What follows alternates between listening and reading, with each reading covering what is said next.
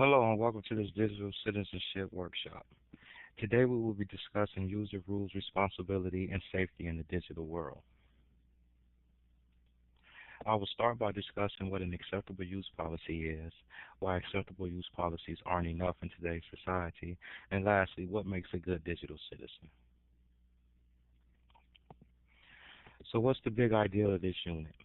In order for current and future users to understand what acceptable use policy is and how to be digital citizens, educators and coaches need to incorporate digital citizenship training in their lesson plan or coaching agenda. Because technology is a major part of our students' or clients' lives, both inside and outside of the learning environment, users need to know how to properly conduct themselves when using technology. NPR News reported that in a Los Angeles Unified School District, students got around a security firewall on their district-issued iPads and could surf wherever they wanted. Hmm. The best way to get students to understand why things like firewalls and restrictions are in place is by defining your company's or school's acceptable use policy, which should include a written agreement all users promise to adhere to for the common good of the community network. However, simply introducing users to the acceptable use policy isn't enough when users are unaware of things like copyright laws or legal file sharing, even if the purchase copyrighted material, even if they purchase the copyrighted material file. Also, when acceptable use policies aren't enforced within the organization or when users simply don't care. That's why it is important for users to become digital citizens. When users are digital citizens and understand that there are rules, responsibilities, and rights that shouldn't be violated on the internet, they are well on their way to becoming digital citizens. To help us understand what it takes to become a digital citizen, we should look at Mike Ripple's 9 elements of digital citizenship, which are digital access, digital commerce, digital literacy, digital etiquette, digital law, digital health and wellness, and digital security. Not all users have digital access, like the cartoon on this slide. Some users don't have the technology that is required to complete a task, and as educators or coaches, it is essential that that is taken into deep consideration when assigning projects to require the user to use technology. It is also important for users to be aware of things like identity theft and unsafe sites to purchase items from, which is why a lesson over digital commerce is so important. Users need to also understand that just because they delete an unsavory photo or message that it is not gone.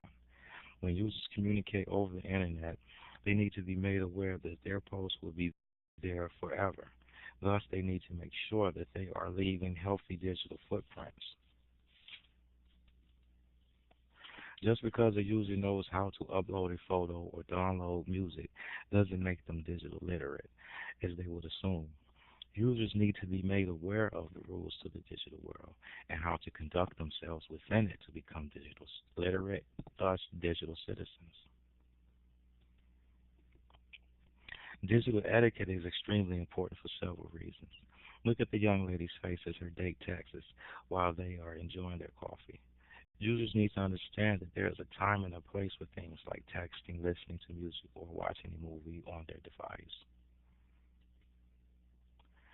A lot of users believe it is okay to resell their digital files because, after all, they did buy them, right? Who agrees to that? By a show of hands. Wrong. Users need to understand that it's illegal to resell their copyrighted digital file for personal gain. Users need to understand that the delete button does not erase embarrassing photos or videos. They also need to understand that the internet is not the place to post embarrassing photos or videos of themselves or anyone else for that matter. Students at Rutgers University learned this lesson the hard way, according to an NPR News report, after 2 students posted a video online of 2 other male students having sex. One of the males in the video committed suicide out of shame and/or embarrassment. Sitting in a chair staring at a screen for hours can cause a lot of physical problems for users. Therefore, understanding that it is important for users to take a break from their devices is critical. It is important for parents, teachers, and coaches to place restrictions on the amount of time their student, child, or client spends on their device. One way parents could enforce these restrictions is setting a time aside when all devices are to be cut off. NPR News interviewed a parent that did just that, stating in the case of texting, the resolution was a 15-minute warning.